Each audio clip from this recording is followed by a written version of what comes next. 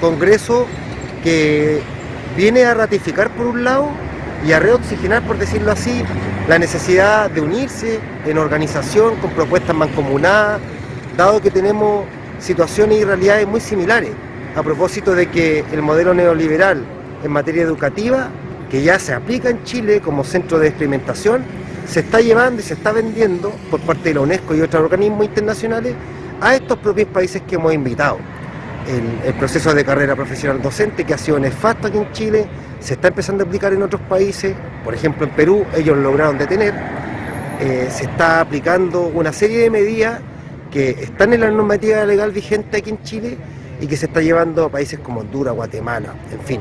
Entonces es un esfuerzo tremendo y hoy por hoy estamos conformando nuestra central continental de trabajadores y trabajadoras de la educación, y este congreso tributa a un congreso que vamos a llevar a cabo en México en el mes de marzo del próximo año, en el cual esperamos que las resoluciones que salgan del congreso en Chile puedan colaborar a la conformación definitiva de nuestra central continental. Les mando un abrazo a todos los compañeros y compañeras que van a ver este video y un saludo fraterno para el compañero Haroldo, que hace el trabajo periodístico de informar desde la mirada popular, desde la mirada de los trabajadores, en este caso de la educación. Arriba los que luchan hasta que la dignidad se haga costumbre. Por eso cuando planteamos el tema de la descolonización, no lo planteamos para pedirle al Estado que descolonice la educación, porque no es una tarea del Estado descolonizar, es nuestra tarea organizarnos para descolonizar. Y eso pasa primero por una reflexión personal. Entender que estamos hoy día en un proceso colonial, que Chile no se independizó en 1818 con la Carta de Independencia. Chile no se independizó o no logró la democracia después del acuerdo pactado de la salida de Pinochet en el año 89 y en el 90 cuando asumen los gobiernos no dictatoriales. Hoy día pasa porque democraticemos la sociedad para poder avanzar a construir un proyecto distinto al que nos dejó heredada la dictadura, que es el viejo proyecto de la oligarquía, que es el viejo proyecto de los conservadores, aquellos de 1800, porque eso no ha cambiado. Y por eso es tan importante y relevante la muestra que vimos acá, porque ese Chile de 1907 que nos mostraron nuestros estudiantes de quinto y sexto es el mismo Chile que tenemos hoy día. Cambiamos las fichas por la tarjeta de Falabella, cambiamos la jornada de explotación en la mina por jornada de sobreexplotación en la escuela, o jornadas completas incluidas. Cambiamos la represión y las matanzas por persecución, por cárcel, por represión permanente, en donde más encima nos hemos acostumbrado a la represión, porque hoy día ya ni siquiera nos duele cuando vemos permanentemente cómo se reprime a los estudiantes, por ejemplo, nuestros propios estudiantes, que son los únicos que lamentablemente han mantenido las banderas de la educación vivas, porque en 2006 para la Revolución Pingüina los trabajadores de la educación lo vieron por la tele, porque en 2011 para el movimiento estudiantil los trabajadores de la educación se quedaron en el aula, porque hacer una acción solidaria de vez en cuando que se agradece no es sumarse a la lucha, no es ser parte del proceso. En los lugares más recónditos de nuestro continente hay un maestro, muchas veces solo en un territorio, atendiendo 2 o 3 alumnos, pero la única parte del Estado que está presente en todos los lugares del continente son los maestros. Por lo tanto, somos una herramienta de transformación gigantesca, a lo cual los Estados nos tienen miedo, y por eso nos tienen contenido controlado. Fíjense que en el año 73, cuando viene el golpe, la primera organización que fue proscrita no fue la CUT, fue el SUTE, el Sindicato Único de Trabajadores de la Educación. Y la primera organización creada por la dictadura fue el Colegio de Profesores. Y eso no es casual. No es que Pinochet tenga un interés particular en crear el Colegio de Profesores. Necesitaban controlar a los trabajadores de la educación, porque son la base de la construcción del modelo que el que esté de turno en el gobierno con el poder va a impulsar. Por lo tanto, lo que pasa con nosotros en el diario vivir no es casual, es parte de un plan. Y en este plan neoliberal, fabricado en las universidades norteamericanas, en Chicago, nosotros somos parte de un engranaje más dentro del modelo. Y la única forma de detener esta máquina neoliberal es que digamos basta. No que pidamos un bono que nos deben. Insisto, no digo que no lo deben. Pero claramente esa no es la solución y para eso no es la obligación de organizarnos. Porque lo vamos a hacer por ley. Vamos a la Contraloría, denunciamos. Pero el sindicato no es para eso. La base sindical de 1900, la base sindical que nos enseña Luis Emilio Recabarren, el padre del sindicalismo chileno, es que el sindicato lo que viene a hacer es a organizar a las familias trabajadoras, ni siquiera por sector, las familias trabajadoras. Las mancomunales organizaban a los territorios completos, no a los sectores. Porque acá en Chile solemos hablar de los trabajadores, los pobladores, los estudiantes, somos todos trabajadores. Somos todos clases trabajadoras. Es parte de un proceso de construcción que venimos generando ya hace casi 20 años, 18 años, que se viene construyendo un espacio de unidad continental de las y los trabajadores de la educación. Que el año 2022 se concreta con la fundación de la Central Continental de Trabajadoras y Trabajadores de la Educación en La Paz, Bolivia, instancia en donde logramos construir y organizar este trabajo que se venía dando de manera esporádica, pero también de manera regular por algunos países, para poder generar un espacio de unidad y finalmente de trabajo conjunto de las distintas organizaciones magisteriales del continente que estábamos viendo que teníamos los mismos problemas en nuestros países. Y finalmente, cuando decidimos avanzar en construir esta central continental, era porque el diagnóstico era totalmente común. La privatización de la educación en nuestros países, la precarización de las condiciones laborales de los trabajadores de la educación, era un síntoma de un modelo imperante en nuestros países, que en este caso es un capitalismo salvaje, a través de un modelo neoliberal que impulsa la venta de todos los servicios públicos, transforma los derechos sociales en una mercancía. Y la educación es uno de los principales derechos sociales que se transforma en un tremendo negocio para las grandes oligarquías de nuestros países, pero también hoy día para las transnacionales. Hoy día hay un diagnóstico que nadie puede negar. Pueden no estar de acuerdo, claramente, porque todos tenemos la posibilidad de tomar decisiones y posiciones, pero nadie puede negar que hoy día la crisis de la educación en todo el continente es producto de un sistema político, económico imperante, que es el modelo capitalista en su estado neoliberal y finalmente en una presión permanente desde los imperios, en este caso Estados Unidos, pero también desde Europa, para hegemonizar el control de la educación. Por un lado, hegemonizar la cultura, hegemonizar lo que se piensa, lo que se dice. Ya ayer debatíamos y comentábamos que finalmente la educación es política, la educación está relacionada intrínsecamente con los modelos económicos y con el desarrollo de cada uno de nuestros países, y por lo tanto son los estados, los gobernantes, las élites que ahora les dicen algunos, pero en realidad estamos hablando de una clase dominante que ha sido la gran burguesía de nuestros países, las que tienen interés en controlar los modelos educativos porque tienen intereses económicos. Y finalmente, los que trabajamos en las escuelas somos los que estamos preparando la mano de obra de nuestros países. Y la base que siempre ha tenido el capitalismo para poder resolver sus problemas económicos es que las escuelas puedan producir mano de obra barata, ¿cierto? Pero hoy día se le ha agregado un elemento más, que es mano de obra barata, pero calificada, que pueda rendir en las condiciones de trabajo que cada país impone. En el caso de Chile ya lo sabemos, no es la industria. En el caso de Chile son los servicios. Y por eso finalmente los proyectos educativos de nuestros establecimientos en general en el país no apuestan a nada más que no sea preparar jóvenes para trabajar en el área de los servicios, en el retail principalmente, atender público. Hoy día en Chile no se está preparando estudiantes y jóvenes para trabajar en la industria, para ser profesionales, para desarrollarse en la vida productiva del país, sino que hoy día lo que se está preparando es mano de obra barata, pero bien calificada para los servicios, que eso es lo que genera la riqueza en nuestro país hoy día. Y cada país tiene su propia área, hay países que tienen el desarrollo de la explotación minera, ¿cierto? Y ahí van poniendo los ejes. Así como también lo podemos ver en algunos territorios de nuestro país. Hoy día en el norte de Chile, por ejemplo, se está levantando una crisis en la Universidad de Atacama, principal universidad que prepara los estudiantes de pedagogía y prepara por lo tanto los profesores que alimentan todo el norte grande de nuestro país. Y hoy día la UTA va a cerrar las carreras de pedagogía, porque no son rentables según el rector. Y finalmente, ¿qué es lo que está pasando en el norte? Con las leyes que se han aprobado en Chile, que permiten que cualquier profesional pueda hacer clases en los establecimientos, lo que están preparando es que en las escuelas reemplacen los profesores que no se van a formar en la Universidad de Tarapacá por técnicos que van a preparar jóvenes para la minería. Hoy día el desarrollo minero requiere que no se estudie filosofía, que no se estudie historia, sino que requieren elementos técnicos para la gran minería, que finalmente es lo que se está desarrollando hoy día con los proyectos privados que van ahora a abordar el tema del litio, ya no solamente el cobre. Entonces, cada vez que hay transformaciones en los modelos educativos que aparentan crisis, en realidad son reformas y transformaciones que está impulsando el gran empresariado para resolver sus propios problemas.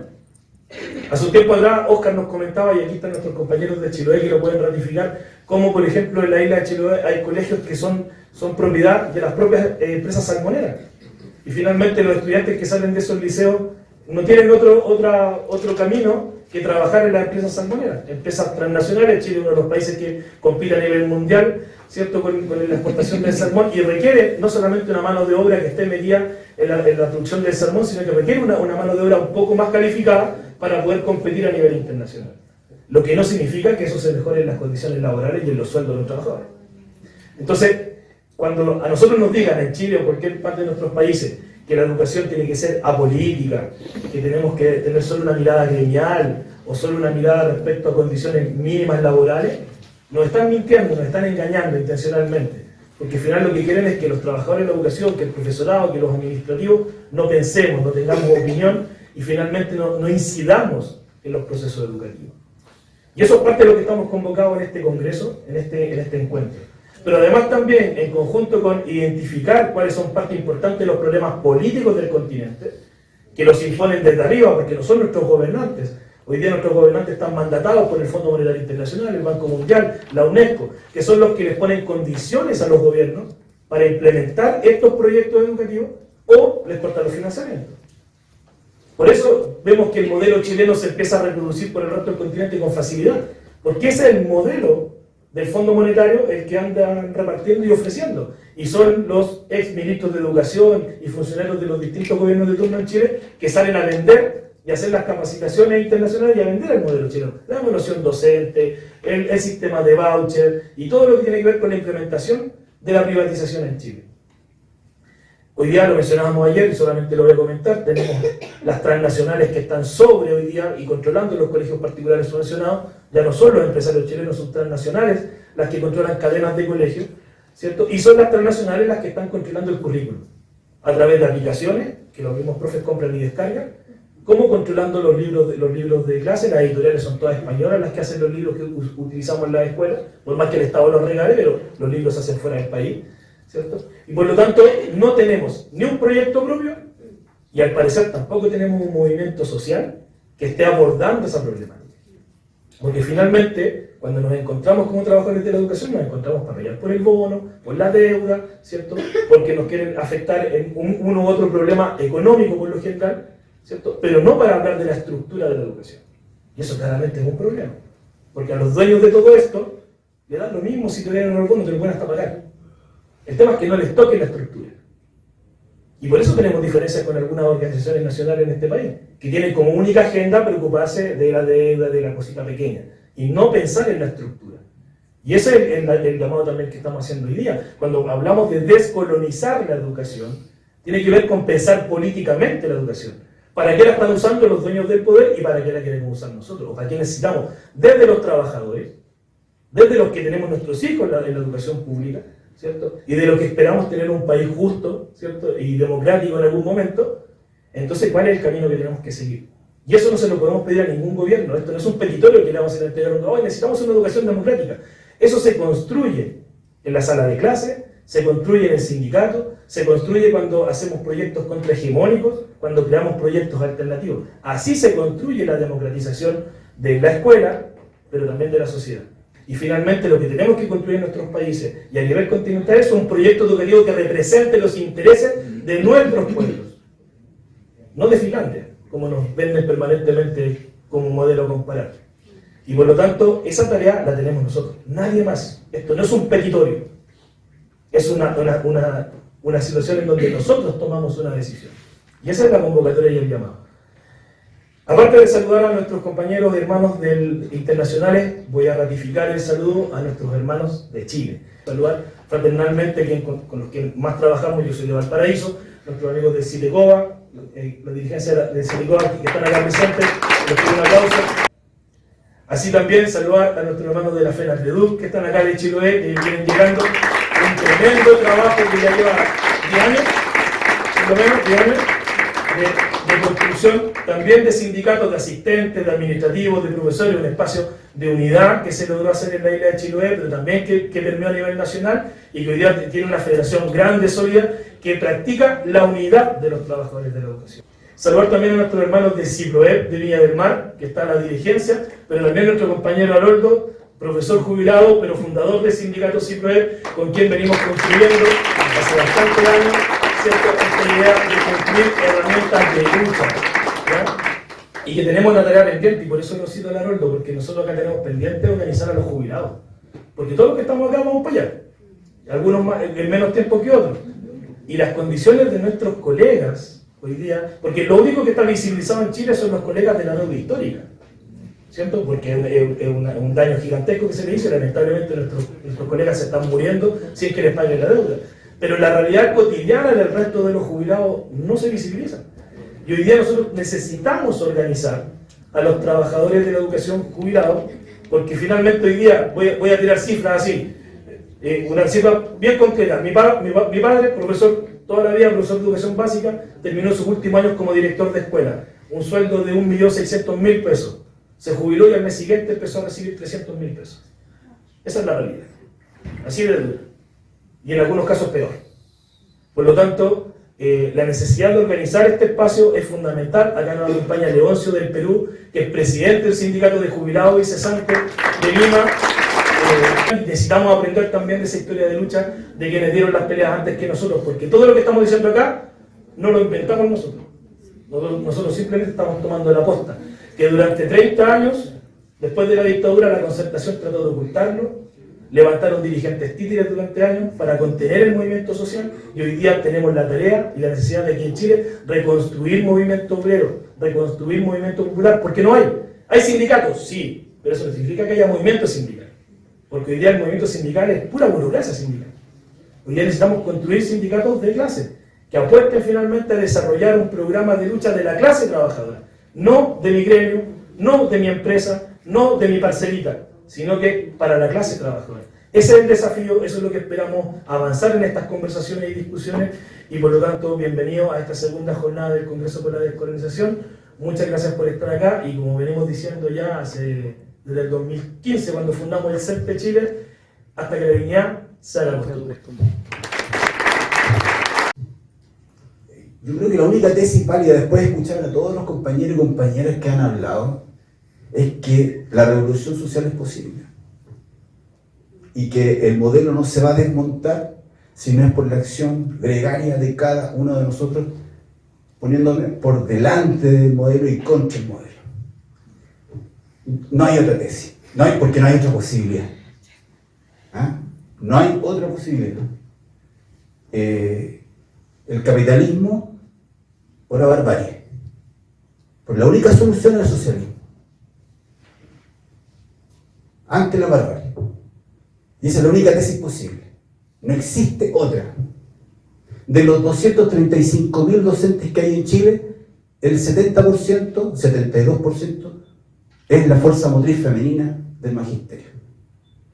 Por lo tanto, en Chile, cada acción que se llegue en contra del modelo educativo, cuando afecta a los trabajadores y a las trabajadoras, es una afección de género. Y frente a eso hay que tener claridad. Porque el mismo 72%, ¿saben ustedes? Lo publicó los diarios a raíz del encuentro de la UNESCO acá en Chile, en el mes de febrero, es el mismo porcentaje en Latinoamérica. El 72% son mujeres. ¿Cómo nos levantamos frente a eso? ¿Cómo construimos organización social, organización sindical frente a eso? Es el llamado que estamos haciendo hoy día, para hacer posible la revolución social. Nosotros tenemos un pequeño modelo, súper humilde, pero que nos ha ayudado. Primero, nosotros tenemos que tener intención política declarada.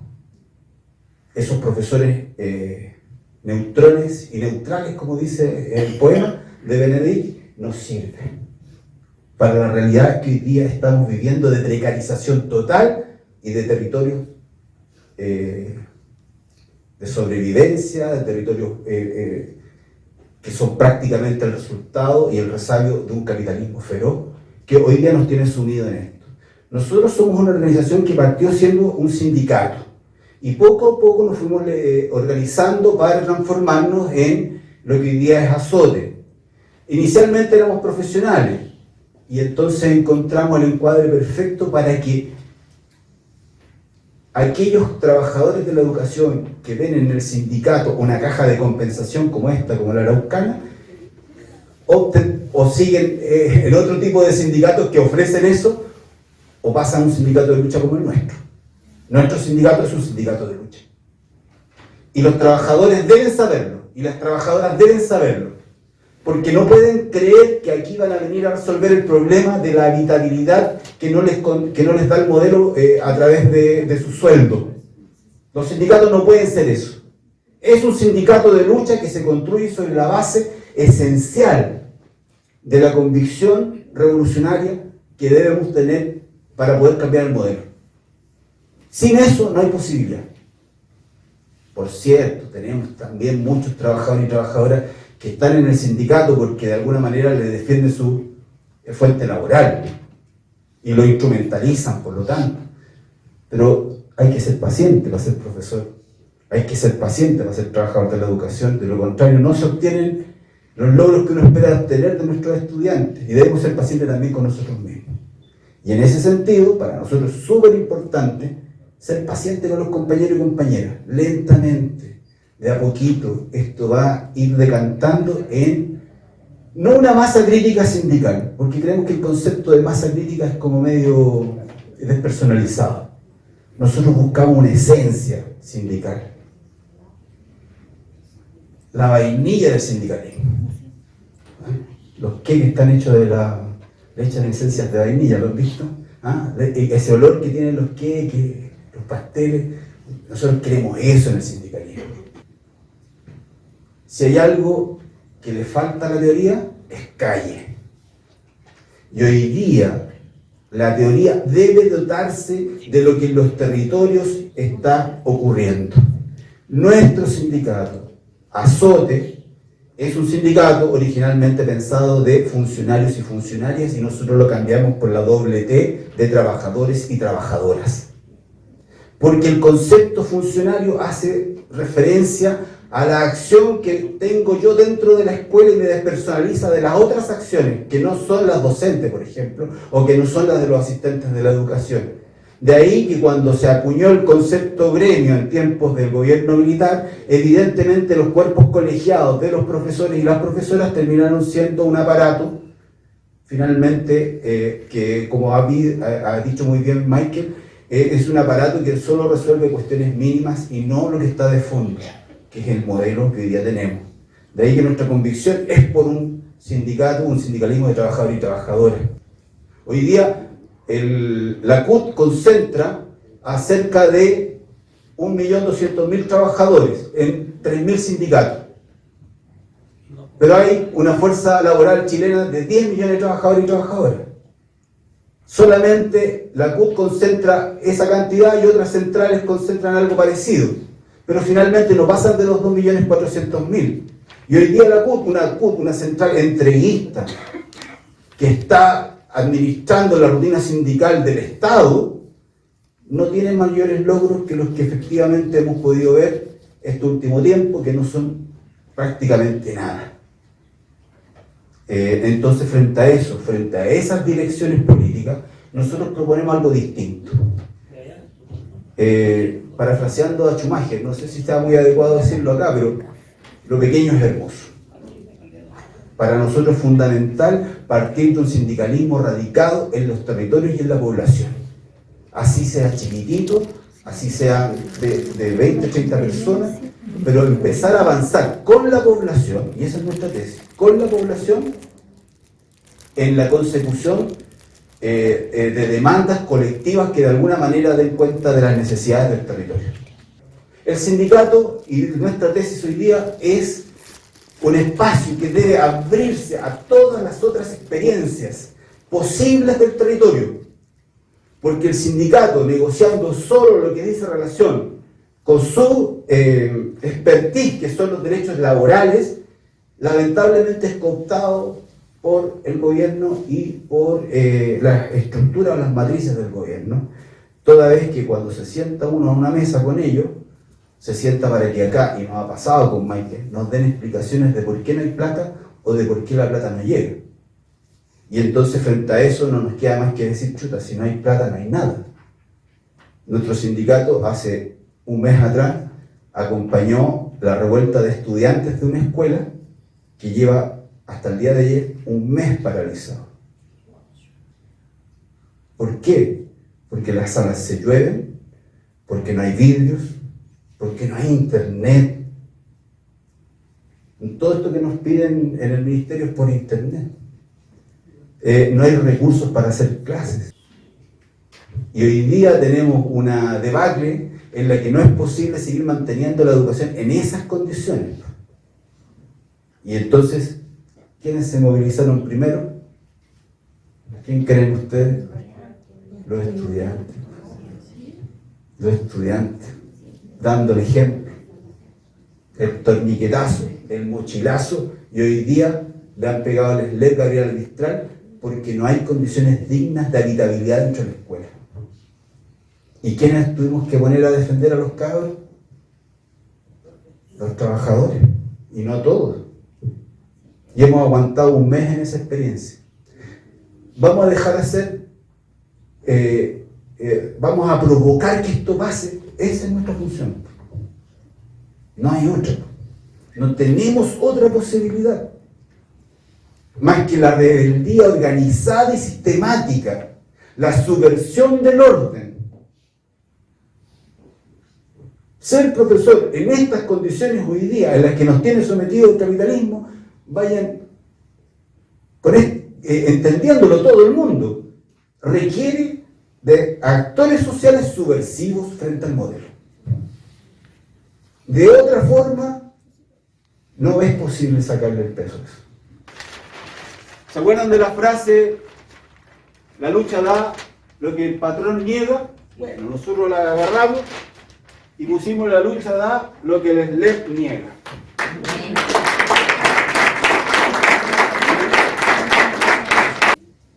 Y nuestro sindicato, que es un sindicato de lucha, que se llama SOTE, es un sindicato que promueve no tener más miedo. Promovemos eso. Vamos y subvertimos el orden en las escuelas. Somos 5, tenemos cualquier pana para hacerlo. Pero finalmente, uno dice, ¿cuándo hay más gente? A veces hay más gente. Pero tenemos una función militante, como militantes de un sindicato, que nos obliga a tener que asumir esa responsabilidad. Cualquiera sea el costo. Y hasta ahora, mis compañeros, allá está Pablo, han actuado intachablemente con eso. O sea, hay costos, pero hay que pensar que el sindicalismo no puede seguir siendo la rutina sindical. O se transforma en un sindicalismo militante, o esta cuestión se muere porque la destruye el Estado. La destruye el Estado, que representa los intereses del capitalismo y del neoliberalismo.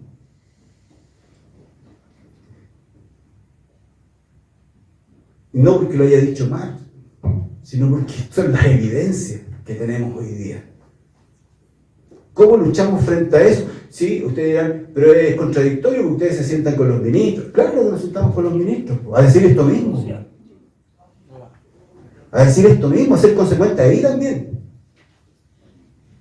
Porque de alguna u otra forma vamos a tener que buscar la manera de obtener todos los insumos que tiene el Estado, que son conocimiento puro, para poder efectivamente desde adentro destruir la cuestión. No queda de otra. Y entonces frente a eso, nuestra organización ha hecho todo este tipo de trabajos que en 2 años pasó de tener, porque esto es una cuestión de convencimiento. Cuando uno habla con convencimiento, va a convencer. En 2 años pasamos de tener 200 trabajadores y hoy día tenemos 600. Solo poniéndole el pecho a las balas, solo siendo derechos con la gente, solo levantando las demandas, ya no por sector, sino porque efectivamente para poder vivir hay que tener conciencia de qué es para nosotros una vida digna, y el sindicalismo debe promover eso, la vida digna de las personas. Por lo tanto, ninguna demanda puede quedar fuera. Ninguna. Ni la de los jubilados, ni la de los estudiantes, ni las demandas de casas dignas para los trabajadores y trabajadoras, ni las demandas de los y las migrantes. Entonces, hay un sentido común detrás de todo esto. Y yo he tratado de decir cuáles son. He deambulado por estos sentidos comunes. Estamos hoy día también promoviendo la acción directa de masas de parte de todos y todas las trabajadoras cada vez que haya que levantar una demanda. El triángulo de las Bermudas para el capitalismo será la acción directa de masa, la gestión comunitaria de los territorios y la despatriarcalización. Ese triángulo de las Bermudas hará que el capitalismo sucumba, hará que el capitalismo desaparezca, con la convicción detrás, por cierto, pero este triángulo de las Bermudas para nosotros, hoy día, de acuerdo al análisis que hemos realizado como organización, debe tener estas tres patas. No hay que tenerle miedo a la acción directa de masa. El que crea que es del anarquismo que pone bomba, fuego. Pero la acción directa de masa hoy día, ¿saben en qué consiste en nuestra escuela? En poner globos negros. Hemos reducido la historia de la acción directa de masa a globos negros.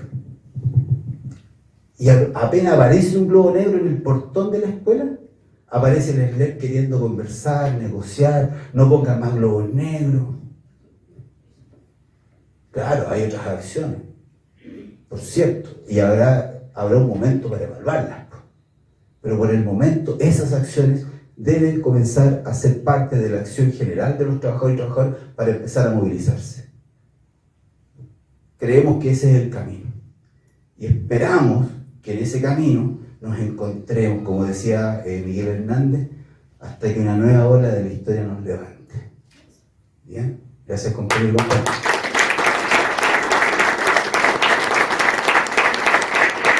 Departamento de Guatemala, SMG.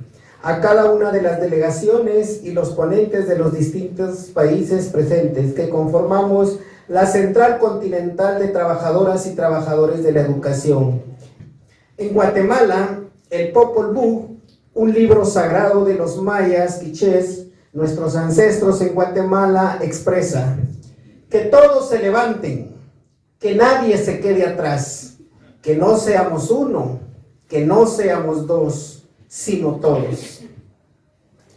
Estas expresiones de base cultural y comunitaria construyen desde la diversidad plural, histórica, ideológica y espiritual prácticas organizativas distintas a las establecidas que se reconocen y potencian a partir de la cotidianidad, articulando esfuerzos para transformar todo aquello que les afecta, debilita o destruye como individuos o como colectivos.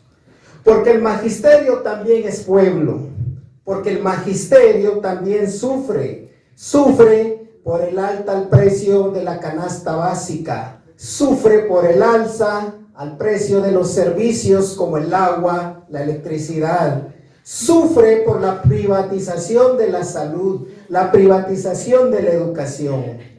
Y es así como queremos resaltar que en Guatemala y en algunos países más de América hemos vivido por muchos años en un estado monocultural, donde una minoría ha impuesto su cultura o sus políticas sobre las mayorías para dominar y oprimir a nuestros pueblos originarios o a la clase obrera, a través del despojo, la explotación, el racismo, la tierra arrasada, el colonialismo, la violencia, el clasismo, el genocidio, porque en Guatemala sí hubo genocidio, criminalización, persecución judicial, cárcel. Y es por ello que debemos encaminarnos nosotros entonces a establecer un Estado plurinacional, a través de la construcción de alternativas desde la resistencia de nuestros pueblos y de nuestras organizaciones de clase. Como Sindicato de Maestros de Guatemala, creemos firmemente en la formación y en la unidad para fortalecer el liderazgo de mujeres y hombres de nuestros 4 pueblos en Guatemala. no solo para conocer y analizar nuestras problemáticas, sino también para participar en los espacios de toma de decisiones del Estado guatemalteco y su institucionalidad. Ser parte de la auditoría social y principalmente para reivindicar y dignificar a los trabajadores, a los jubilados, a la niñez, a las comunidades, a los territorios que han sido oprimidos y reprimidos por los gobiernos dictadores del pasado y ahora por los gobiernos corruptos al servicio de la oligarquía y de los organismos internacionales que buscan acabar con nuestros recursos naturales, buscan acabar con nuestra economía, nuestro desarrollo, incluso socavando nuestra soberanía y nuestra democracia. Recordemos, en Guatemala, la unidad del pueblo, entre ellos maestros, obreros, estudiantes, campesinos, trajo un desarrollo entre 1944 y 1954 con los 10 años de primavera. Vivimos una etapa de desarrollo para la clase trabajadora y pobre, disminuyendo en un gran porcentaje el analfabetismo, creando el Código del Trabajador, el Seguro Social, promoviendo la libertad sindical, promoviendo la reforma agraria, razón por la cual fuimos invadidos y atacados bajo el argumento del comunismo para acabar con los líderes que dirigían dicho desarrollo, asesinándolos, torturándolos, desapareciéndolos y exiliándolos.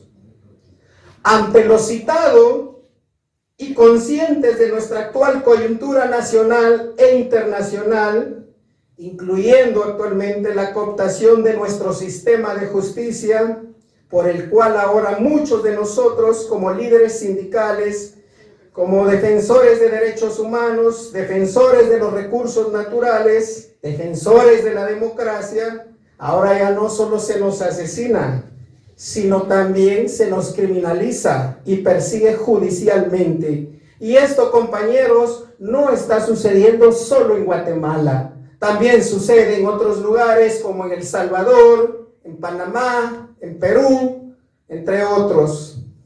Ante ello, como organizaciones sindicales y sociales, hemos empezado a vincularnos con otras organizaciones magisteriales y comunitarias para promover escuelas de formación sindical y política, escuelas de educación popular, porque sabemos que la formación es el camino y ya veíamos el ejemplo anteriormente con la ponencia de Wincho. Sabemos qué hay que hacer, sabemos cómo lo tenemos que hacer, y es acá donde nosotros hemos vinculado con estas organizaciones como la Universidad de San Carlos de Guatemala, que cabe resaltar, también sus líderes y sus defensores están sufriendo persecución judicial y denunciamos que los están criminalizando por defender la autonomía de la única universidad pública de Guatemala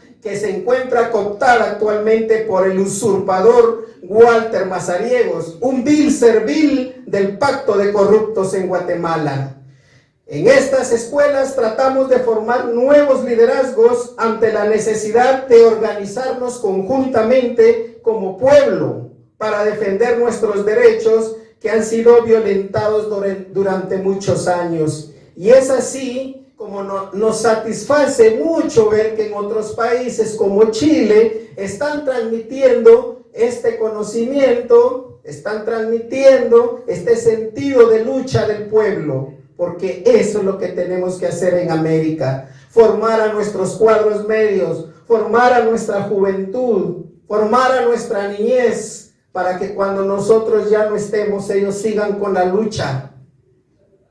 Posiblemente nosotros ya no veamos el resultado, pero estamos sembrando esa semilla en esa juventud, y esa formación de cuadros medios es importante para continuar por la defensa del pueblo.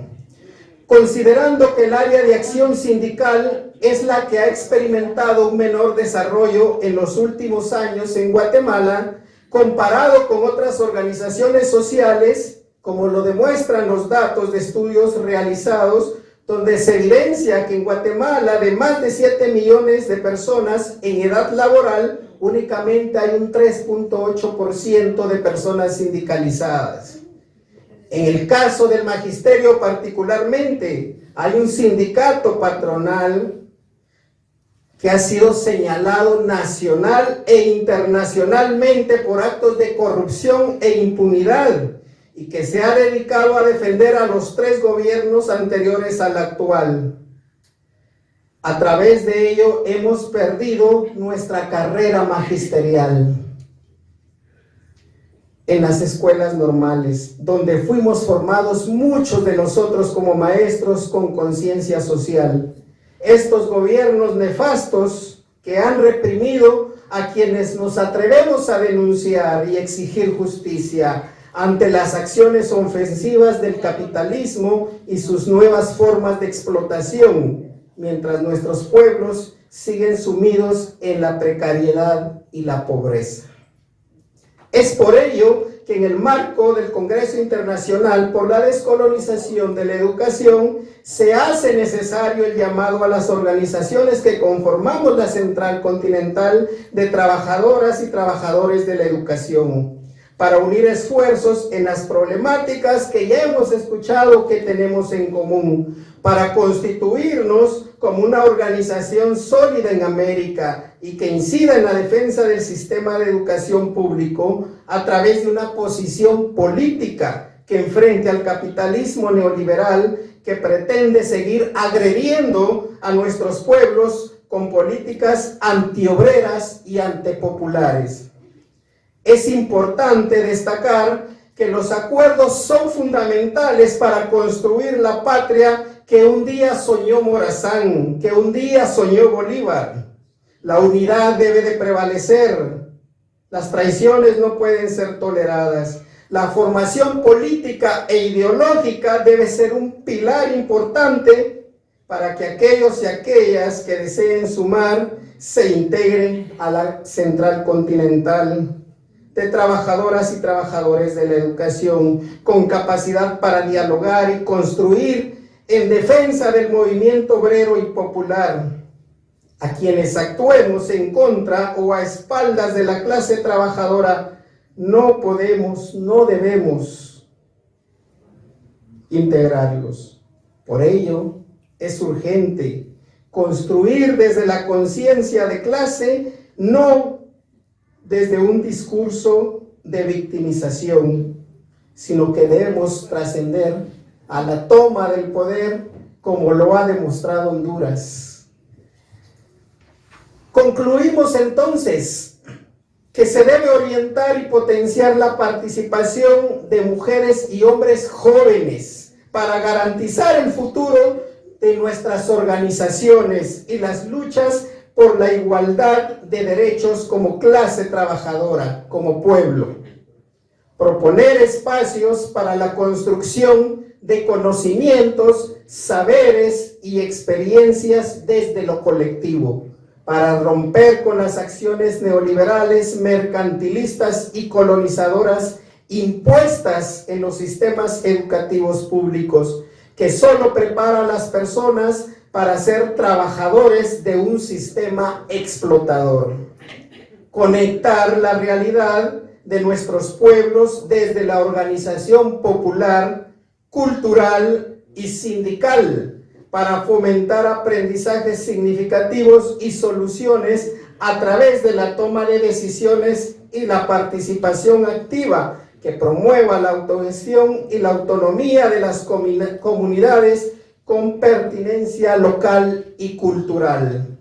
Cambiar paradigmas en lo organizativo y formativo para fortalecer el pensamiento crítico, creativo y transformador en la toma de conciencia de una realidad social, política y económica, porque el magisterio también es pueblo, y porque el pueblo unido jamás será vencido. Porque el pueblo unido jamás será vencido. vencido. Gracias, compañeros. Bolivia, muy conocido como un Estado plurinacional y conocido por su comandante Evo Morales Ayma. Bolivia, no sé si es una gran ventaja que tenemos casi el 85% de indígenas de las diferentes nacionalidades y históricamente sometidos. Y una de las naciones más sometidas y queriendo exterminar fue los aymaras, hasta que han tenido que inventarse una guerra con Paraguay para hacernos desaparecer. A pesar de eso, no pudieron. A partir de 1955, recién se universaliza la educación para los indígenas. Antes a esto no había educación y a partir de esto hay maestros para los indios y son los maestros rurales.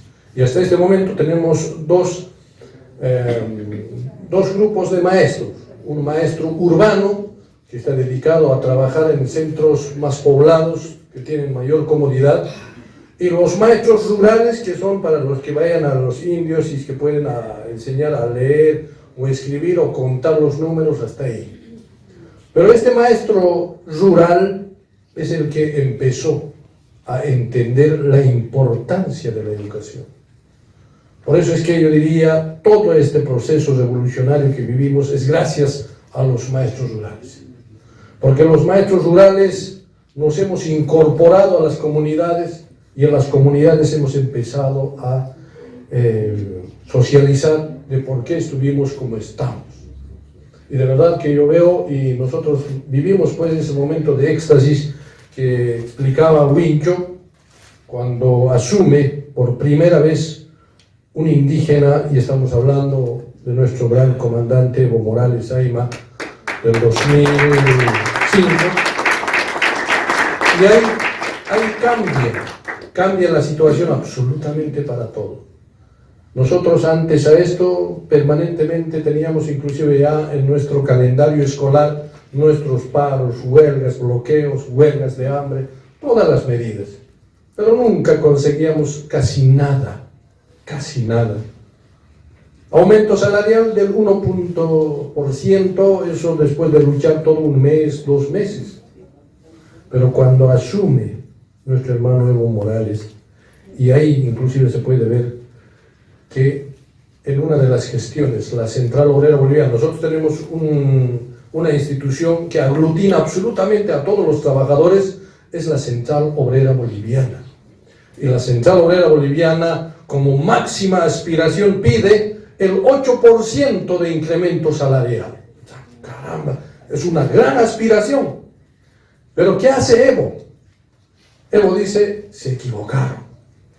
No es el 8%, es el 13%. Y los dirigentes quedamos pasmados porque la máxima aspiración había sobrepasado la decisión de nuestro hermano Evo Morales. Y en temas de educación, el maestro estaba pagado por 72 horas y se trabajaba más de 120 horas, inclusive doble jornada. ¿Qué hizo hermano Evo? Dijo, al maestro se tiene que pagar las horas que trabaja. Pero bueno, empezamos a ascender, de 72 horas a 92 horas, 100 horas, 108 horas, 112 horas, 120 horas, y todavía tenemos una pequeña brecha que teníamos que concluir. Y algo así, la derecha, la oligarquía, no nos ha perdonado. Al hermano Evo le quieren muerto que vivo ahora, porque es el hombre más peligroso, no solamente en nuestro país, sino es una referencia internacional. Y bueno, hemos avanzado en temas de educación, teníamos casi el 30% de maestros interinos, se acabó con los maestros interinos, al 100% de maestros titulados. Tenemos una institución exclusiva de formación de maestros, no se forma en universidades, sino en las normales antes, ahora en escuelas superiores de formación. La formación era técnico superior, ahora es a nivel licenciatura. Tenemos una propia universidad, que es la Universidad Pedagógica, donde el trabajo en posgrado continúa, maestría, doctorado, diplomados, quiere decir. Entonces, eso es lo que pasa, pero acá es importante algo, una decisión política. En 2006 se empieza con la gran transformación de la constitución política del Estado de nuestro país. Ahí es donde se incorpora, reconociendo las 36 nacionalidades.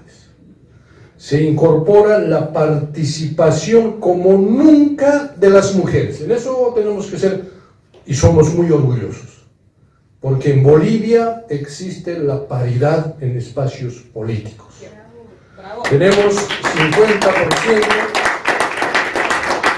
en la Asamblea Legislativa, estamos hablando de diputados, 50% varones, 50% damas. En los senadores, de la misma manera, en las alcaldías, concejales, asambleístas departamentales, en todas, paridad y paridad. Bueno, eso es un salto muy importante. Ahora eso ha generado en nuestros estudiantes, imagínense ahora, después de que tenemos este detalle, resulta que al estudiante se le bonifica. A los mejores estudiantes de la promoción de cada año se le bonifica. Y es no solamente al varón o los primeros, sino es un varón y una dama. Ahora resulta, producto de todo esto, resulta que las damas ya nos han ganado. ¿Verdad? Tenemos la mayor cantidad de estudiantes que ocupan el primer lugar, mujeres. Entonces, pues, es muy interesante de lo que está pasando en el mundo. Bueno, aquí tenemos que indicar algo en temas ahora de educación. ¿Qué está pasando? Tenemos ahora para poder recuperar los saberes y conocimientos de nuestros pueblos indígenas originarios. Y para eso tenemos dos currículums. Un currículum que es el currículum diversificado. Eso está relacionado con la intraculturalidad de las 36 naciones. Los aymaras, su propio currículum.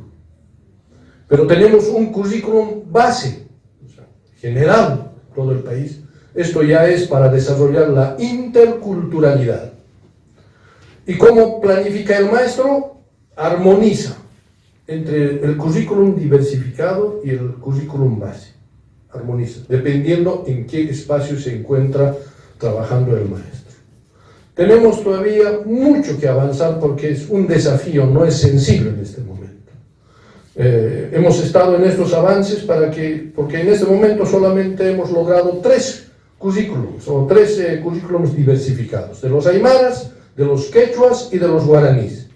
Nos faltan las otras nacionalidades y en eso se estaba trabajando y algo así viene el golpe de Estado.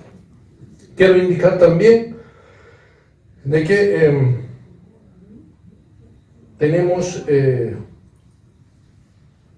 una educación descolonizadora. En ese marco está relacionado esto, o sea, de recuperar los saberes y conocimientos nuestros, propios, pero no dejando el conocimiento universal, sino tiene que haber un diálogo de estos saberes y los conocimientos universales. Estamos desarrollando, estamos en ese debate y resulta que los cambios en este momento de gobierno realmente nos está perjudicando bastante.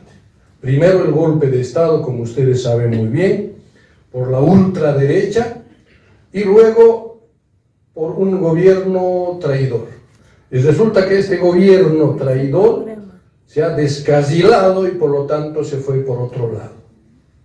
Ha empezado a corromper a los dirigentes, tiene que comprarlos, prebendalizarlos, y hay dirigentes que están ahí totalmente ya no representan a sus bases. Entonces ahí tenemos serios problemas. Estuvimos avanzando en temas de construcción de infraestructuras, cualquier cantidad de unidades educativas construidas, similares a una universidad, ¿no?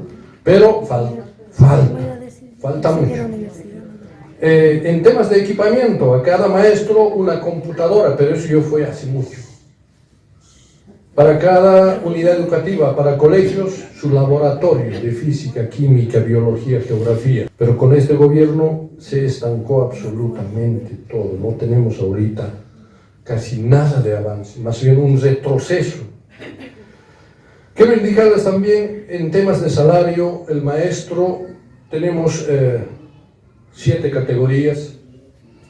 Empezamos de quinta a la inversa, cuarta, tercera, primera, 0, mérito, que llegaría a ganar más o menos en el lugar que se le paga horas trabajadas, horas pagadas, más o menos $1,200, se estima.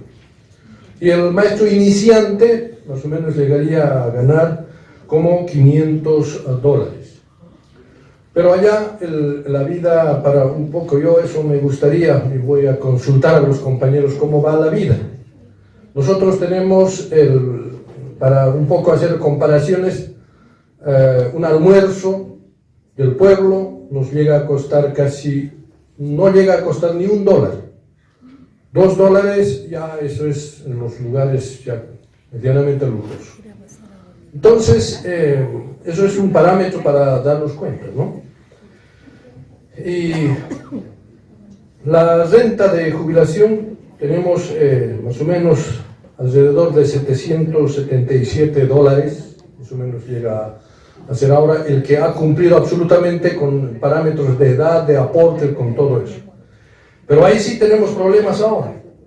Se ha nacionalizado, ¿no?, en una gestora. Pero resulta que ahora, por las malas decisiones de nuestro gobierno, estamos con problemas, metieron la mano en estos aportes. Y como los dirigentes de la Central Obrera Boliviana están cooptadas, compradas, en este momento estos señores van a tener que pagar muy caro. Porque se habla de unos $700 millones que habrían sido retirados de los aportes de los trabajadores para poder aguantar en este momento, porque realmente estamos muy mal económicamente en Bolivia ahora. El cambio del dólar es oficialmente 6.96 bolivianos, pero resulta que con ese precio no encontramos en ningún lugar.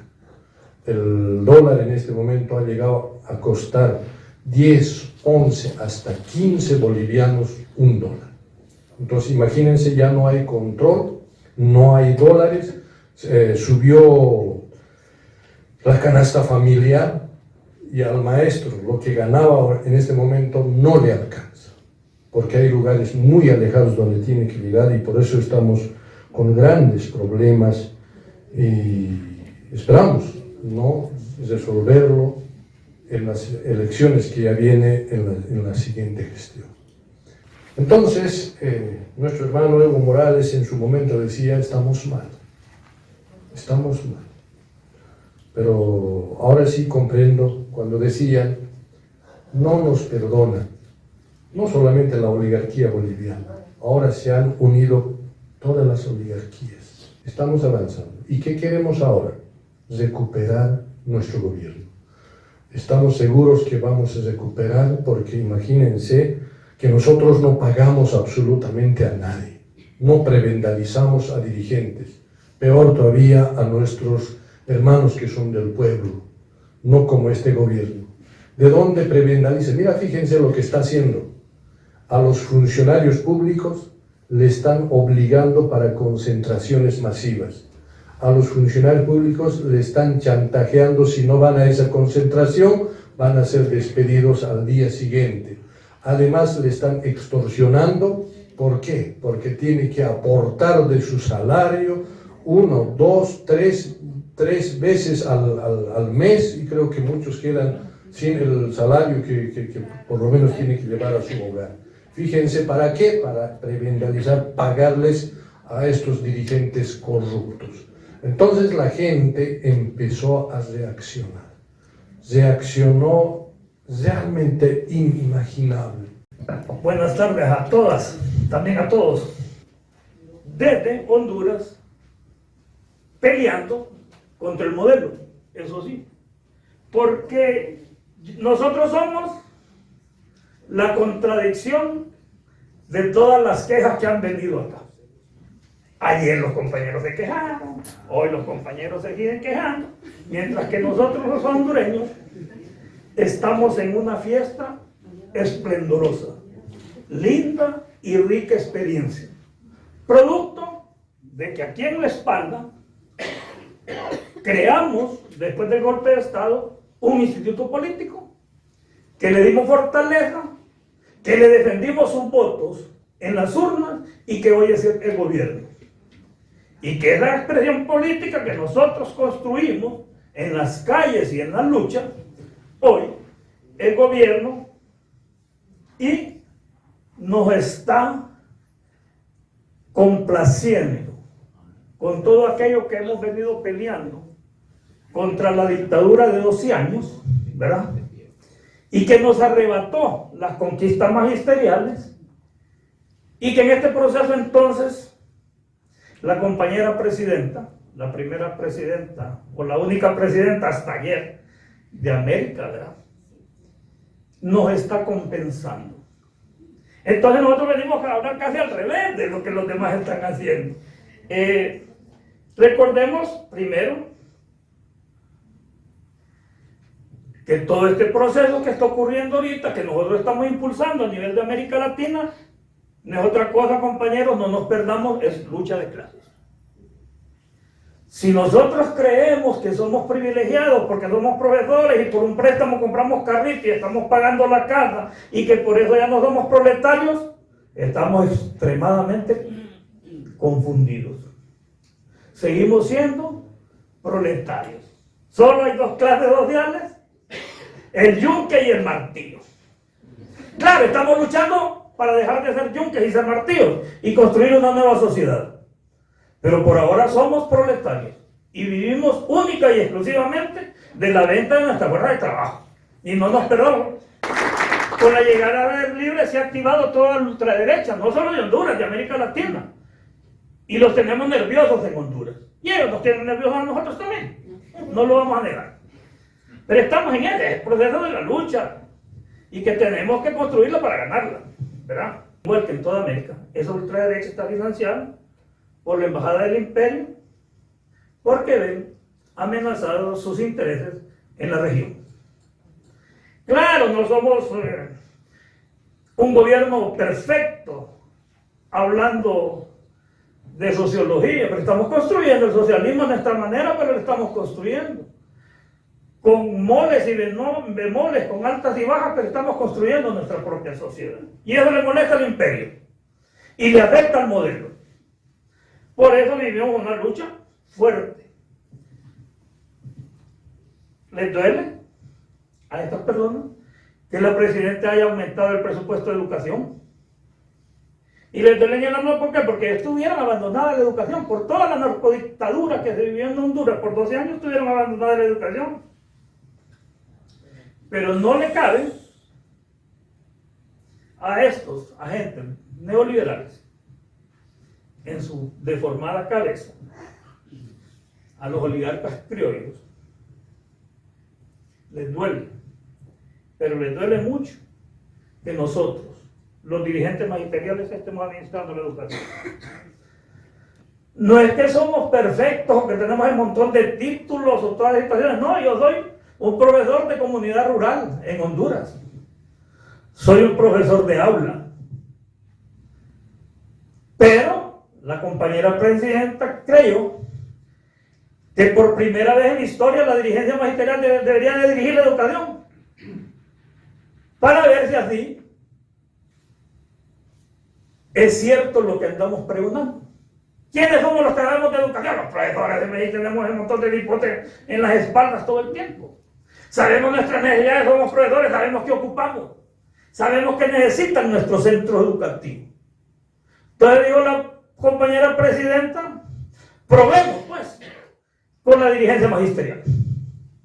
Después de 2 años, 9 meses, más o menos, no ha habido en Honduras, por primera vez en la historia, una huelga, ni una movilización.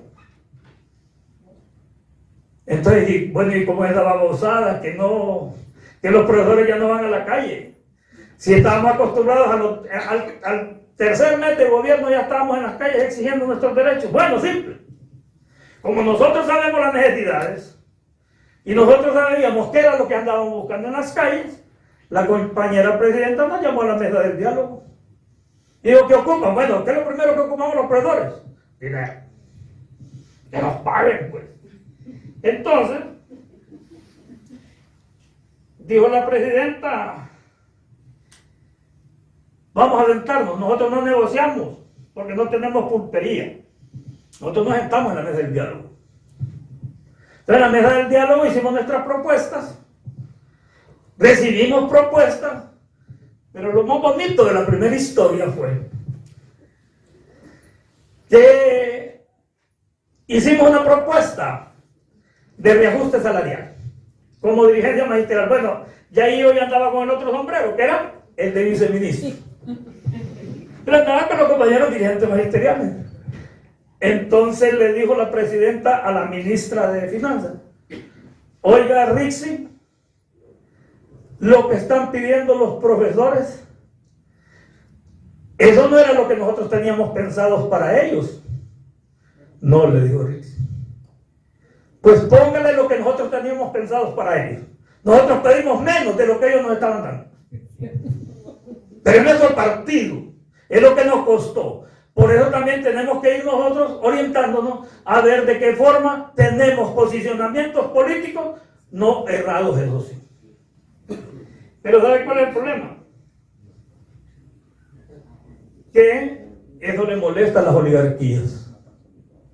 Eso le molesta a la ultraderecha.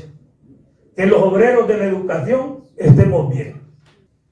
De hecho, también quiero decirles que ya nuestra compañera presidenta presentó al Congreso Nacional el presupuesto nacional, y en el cual para el año 25 se prevén 14.000 millones de dólares para reajuste salarial del magisterio y los trabajadores de la educación. Ojo, pero eso le molesta a la burguesía, que nosotros tengamos buenos salarios. La situación en Honduras es tal que la narcodictadura eliminó las escuelas normales. Actualmente hemos refundado 8 escuelas normales bilingües y estamos trabajando con ellas. Estamos reabriendo las escuelas normales y los compañeros van a poder trabajar, ¿verdad? Y después continuar sus estudios.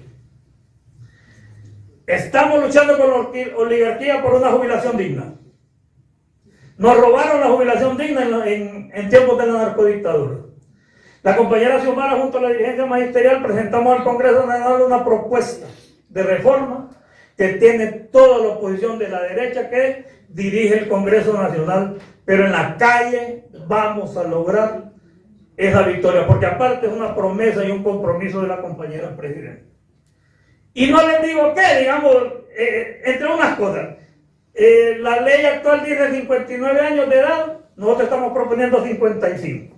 Pero si usted quiere jubilarse después por cada año que usted postergue, le vamos a dar 3% más de jubilación. Al final se va a poder jubilar con un monto máximo del 90%, ojo, traído al valor presente. Entonces ahí va el costo de vida, la inflación y todo eso, y al final nos terminamos jubilando con un 110% del salario actual. Eso no le gusta a la oligarquía. Y aparte de eso, ¿por qué se opone la oligarquía? Porque le quitamos a los bancos. En la narcodictadura pagaban 2.4 de interés por los pistos del imprenta. La última negociación hace 3 semanas. El banco que quiera nos paga 15% o no se lo damos. Ahora están en contra de nosotros porque estamos cambiando la currícula educativa. Porque estamos refundando la educación. Y eso les molesta porque estamos planeando en nuestra nueva currícula hondureños pensantes, capaces de discernir, que puedan saber cuando lo estamos engañando, especialmente los políticos. Entonces nos están bombardeando. ¿Y cuál es el pretexto que tienen? Que nosotros queremos meter en la currícula, imagínense, torpes, brutos, educación sexual. Y de que esa es ideología de género. Por ahí nos atacan si tienen invertido un montón de dinero en organizaciones de la sociedad civil que ellos nombran, que nosotros atacamos, a las iglesias. Ya las iglesias ya se movilizaron. Y termino con esto, para despedirnos con una frase del general José Francisco Morazán Quesada, el más grande luchador por la libertad en Centroamérica y por la Unión Latinoamericana. Pero es un pensamiento que todavía atemoriza a las oligarquías y no solo de Honduras. La educación es el alma de los pueblos y abono de los ejércitos de la libertad. Buenas tardes a todos.